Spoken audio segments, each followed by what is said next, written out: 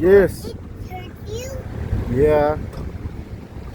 Yan, ganun si Daddy. Hindi ko mommy. Akin na ang daddy kasing tinatanong, eh, hindi naman iniintindi, di ako yung sumagot, huwag na daw akong sumagot. No more yes for No you. more yes for you, ano.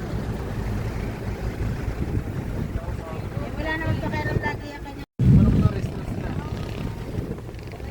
Yun day. Hindi ko na naman to, no.